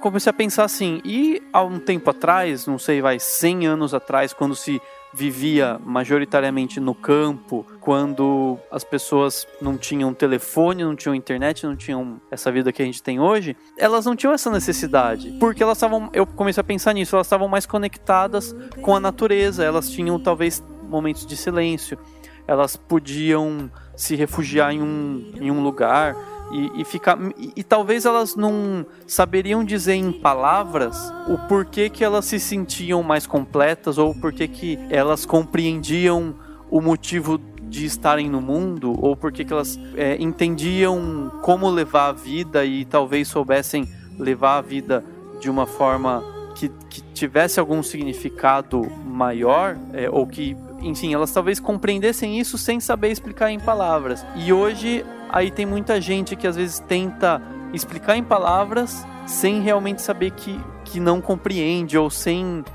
realmente compreender alguma coisa, ou vivendo esse mundo tão cheio de informação e estão sem absolutamente nenhum tempo para olhar para si mesmo, né? Palavras são sempre afunilamentos, né? A palavra, as explicações, enfim, as filosofias e tudo mais, são meios que a gente tem para de alguma maneira compartilhar algum tipo de percepção, mas eu acho importante, assim como eu estava falando dos filmes, que na palavra, que nas explicações, nas filosofias, sempre exista uma margem para que as pessoas se movimentem, caminhem um pouco mais, ou extraia algo que eu não disse, ou questione, ou enfim, ou entenda da sua própria maneira, justamente porque a gente não consegue capturar numa palavra ou numa explicação o que significa amar, o que é o amor, o que é a vida, o que é viver, o que é Deus, enfim, o que são os relacionamentos.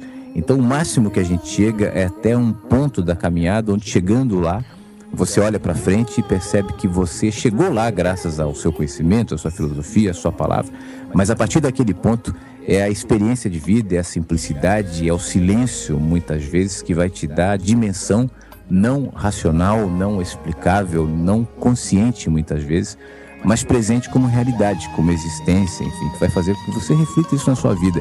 Eu acho que os antigos, os que viviam, como você falou, majoritariamente no campo, viviam com os seus conflitos também não necessariamente eram os mesmos que os nossos, era um outro estilo de vida, era um outro tipo de condicionamento, Mas, de alguma maneira, a história humana sempre teve que enfrentar a sua época, o seu tempo, de acordo com a sua cultura, os seus limites, os seus condicionamentos, as suas imposições, que, apesar das diferenças, tinham o mesmo fim, que era nos deslocar dessa condição humana de nos enxergar, de nos questionar, de entender a raiz das nossas motivações e de caminhar sem medo a partir disso, né?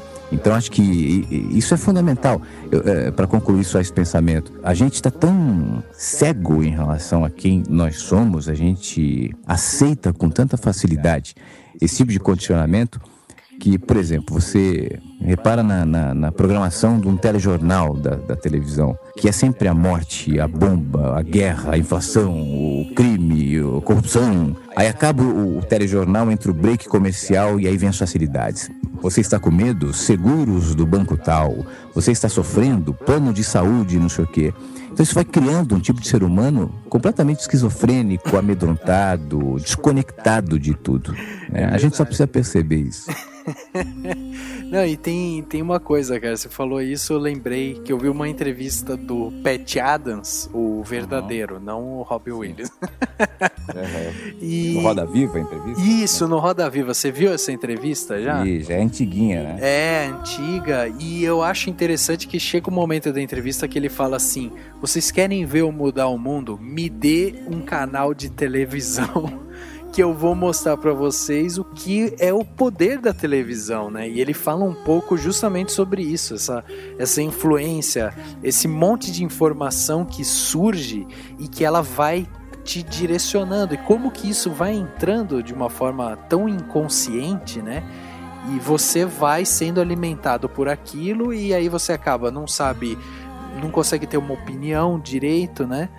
Eu até digo que hoje em dia a gente tem na internet muito especialista em coisa nenhuma, sabe? Todo mundo tem opinião sobre tudo, todo mundo já viu, já leu, já sabe o que aconteceu, já tem a opinião, já sabe se é a favor, se é contra e não sei o quê, porque as pessoas são, tipo, bombardeadas diariamente por esse monte de informação. Here, in this visit to Brazil, I'm doing 2 presentations. One is a workshop called What is Your Love Strategy? Why do I do that? Because almost no one in the world has a love strategy. How do I know? I've interviewed many, many thousands of people and challenged the world to send me one, and no one ever has. Okay? My 4-hour interviews with patients, loving is the most important thing in life. So for 40 years, and I also do it in the person sitting next to me on the airplane, I ask them, what is your strategy for loving? And most men say, what do you mean? But no one has ever been ready to thoughtfully speak about their strategy for loving, which everyone agrees, every audience. Last night, 1,300 people. Is anything more important than loving? No one raises their hand. But if I gave them a paper and say 5,000-word essay on your strategy for the most important thing in life, no one would have one. And so for the most important thing in life, we don't have a thoughtful plan in the same way we think about football.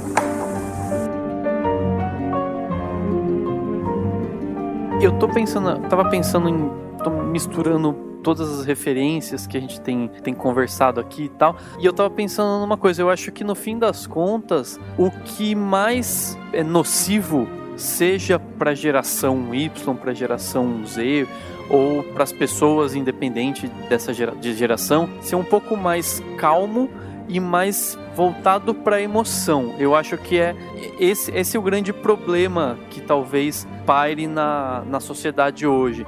As pessoas tendem a se afastar da emoção, ou tendem a lidar com a emoção de uma forma não sabem lidar com a emoção, ou não sei, talvez modifiquem, né? Sei lá, no momento que ela se sente emocionada por algum motivo que ela poderia chorar, ela é agressiva como uma forma de desviar disso e não chegar em algum ponto de alguém pensar algo diferente ou errado ou sei lá, ou ter algum tipo de pré-julgamento. E daí eu tava pensando nisso, eu lembrei de um filme que eu assisti que me deixou emocionado e que me deixou pensativo, mas eu não sei sobre o quê. eu simplesmente fiquei meio pensando na vida, mas no todo, que é um filme que chama A Busca, com o Wagner Moura. É um filme super interessante, super bonito e tal, mas ele é, enfim, é uma história interessante de pai e filho, que tem o avô e tal. E aí eu comecei a pensar nisso, no quanto a gente talvez, às vezes, precisa simplesmente se deixar emocionar, ou se deixar pensar na vida, mesmo que sem saber no que, mesmo que sem saber pontuar em palavras. Eu tô um pouco voltando no que eu falei até antes, do não saber. Não sei, às vezes eu acho que o simples fato de você se emocionar com alguma coisa, ou evitar que esse mundo ultramoderno faça com que a gente perca essas emoções, ou dilua em muitas coisas e fique tentando não acabar com elas, mas a gente tenta sempre talvez minar essas emoções. Se a gente se deixar se emocionar, mesmo que a gente não saiba compreender completamente sobre a gente, a partir disso a gente já se tem o próprio corpo, tem cada um de nós vai se compreender melhor, simplesmente por isso, simplesmente por se permitir ter seus próprios sentimentos e não se importar com o efeito desses sentimentos. É quando eu perco a necessidade de ter controle sobre as coisas, né?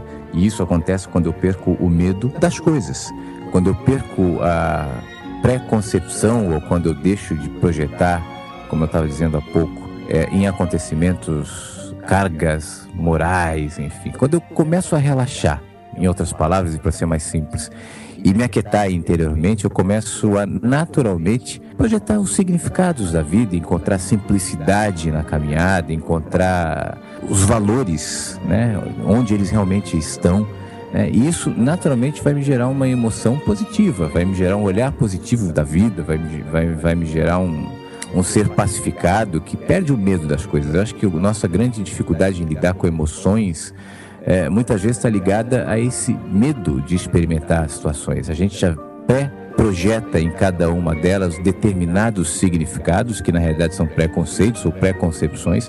Isso vai roubando a nossa capacidade de sentir o que realmente eles são.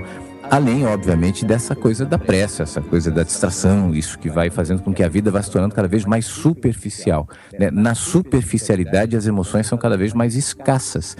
Emoções moram nas profundezas, você precisa mergulhar para sentir de verdade como é o mar, e não nadando com a cabeça para fora. Então, tudo tem a ver com essa entrega, com esse aquietar, com essa simplicidade de olhar, né? Exatamente. E é até legal você falar sobre essa coisa de ser, né, pacífico e tal, porque eu gosto desse joguete de palavras, né? Quer dizer, você busca pela paz para ser uma pessoa pacífica, né? Assim como você busca pela luz, pelo conhecimento, para tentar ter um pouco mais de lucidez, sabe? Eu acho que isso tudo tá tão conectado, né, de uma forma tão verdadeira, né? E aí a gente tem vários meios para que essa mensagem seja propagada. Mas, cara, infelizmente a gente está chegando já no nosso tempo limite aqui de podcast. A gente não deixa chegar em 2 horas. Esse que é o tempo limite.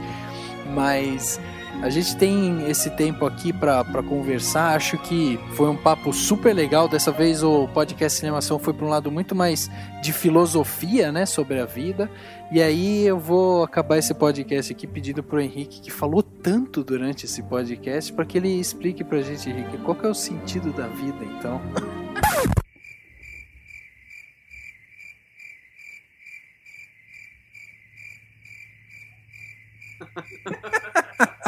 Nossa, que responsabilidade. Acho que, em resumo, é assim: viva bem consigo mesmo. Podemos dizer isso, né, Flavinho? Vamos em busca do que você quer, né? Vai em busca do seu eu, né?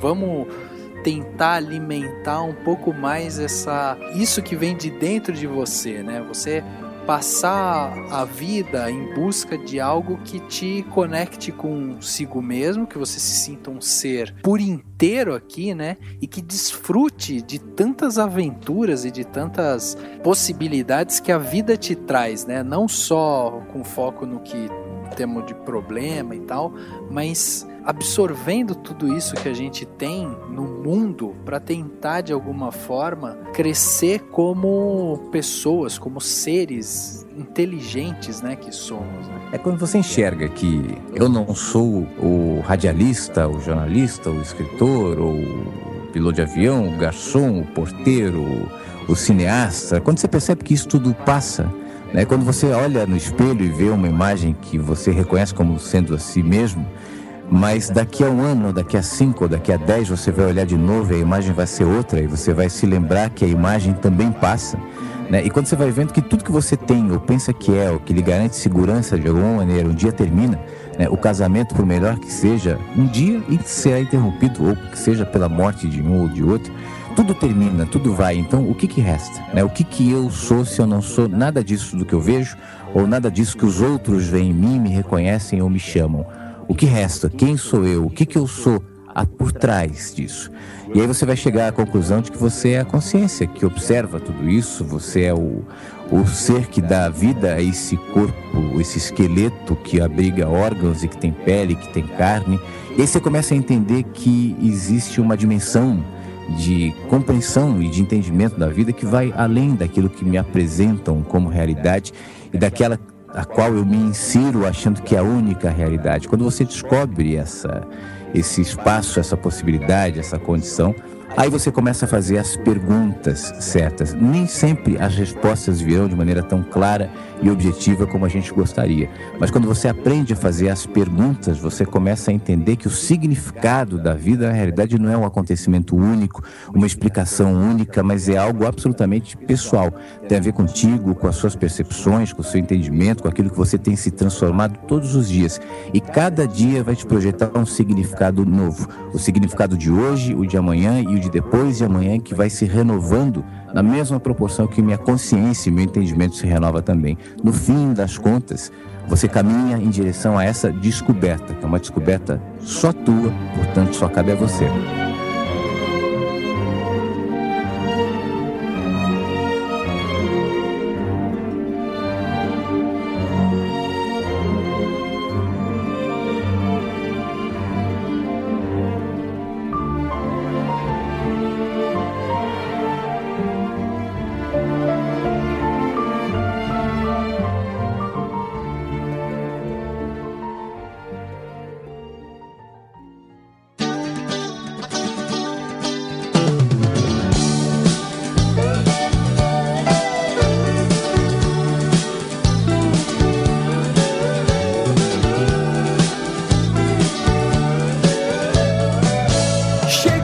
Final de mais um podcast, agora o podcast Cinemação número 81.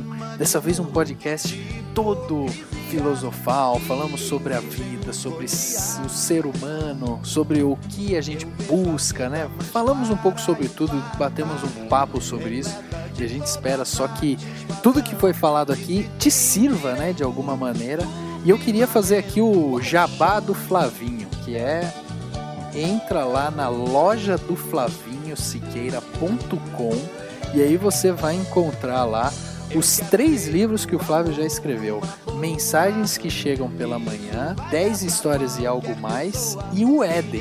Então todos esses livros estão lá à venda, são livros muito legais, vocês já conseguiram perceber aí por toda essa linha de raciocínio do Flávio, você já consegue perceber para onde que os livros também vão te levar. Então, se você se identificou, se teve mensagens aí que você gostou, se você quer pensar um pouco mais sobre isso, vai lá e adquire esses livros aí, porque são muito legais. Flavinho, fora isso, Facebook, Twitter, você tá em tudo, né? Pois na verdade a loja é loja do FlavioSiqueira.com, né? Bom, em vez de ficar dando Facebook, Twitter e tal, entra lá acho que é mais fácil no FlavioSiqueira.com. E lá tem um encaminhamento para as plataformas, os textos, os vídeos, acho que é a maneira, e até uma forma da gente se comunicar também, mandar e-mail, enfim, FlavioSiqueira.com, tá tudo lá. Legal. E os vídeos que você coloca na internet, sai o quê? Sai toda semana? Qual que é a frequência? Eu não me imponho nenhuma regularidade, assim. Às vezes eu gravo 2, 3 por semana, às vezes eu gravo 1 por semana, às vezes fico semana sem gravar. Depende da inspiração. E do tempo também. Lógico. Muito legal, então. Então, Flávio, só posso te agradecer, pela sua presença aí no nosso podcast. Foi um super prazer ter você aqui, passar, né, trocar toda essa bola aí. Desculpe aí qualquer erro técnico que a gente te proporcionou, mas, cara, foi um prazerzão e a gente só agradece mesmo o seu tempo aí despendido sobre o Cinemação. Muito obrigado mesmo. Eu que agradeço, valeu Daniel, Henrique, Rafa, todo mundo. Foi um prazer que o Cinemação cresça. A gente tem coisas aí para fazer adiante, aquela história da rádio lá tá de pé, ainda vai acontecer e, enfim, é um grande prazer estar com vocês aqui. Muito obrigado pelo espaço. Muito legal. Obrigadão, Flávio. Valeu, Henrique. Valeu, Rafa. Para quem ouviu o podcast e ainda quer uma resposta quadradinha, é só ler o Guia do Mochileiro das Galáxias, que fala que a resposta para vida, universo e tudo mais é o 42. A resposta tá lá, né? Que é até a parte irônica, que é super legal do filme e do livro também. Mas é isso aí, todo mundo que ouviu a gente e todo mundo que tá aqui, muito obrigado e até a próxima. Valeu, Rafa, valeu, Dani, valeu, Flávio. E finalmente pode falar assim que a melhor conexão é consigo mesmo. Legal, ó, frase de efeito no final ainda, pra fechar com chave de ouro o podcast. O podcast Cinemação número 81 fica por aqui e a gente se vê no próximo.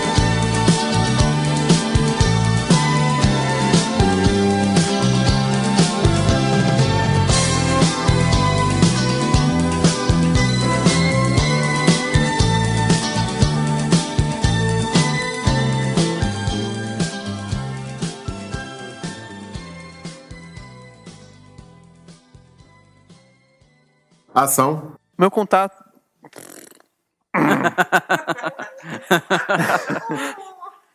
Eita. Tem enterro no final, né? Limpemos a garganta.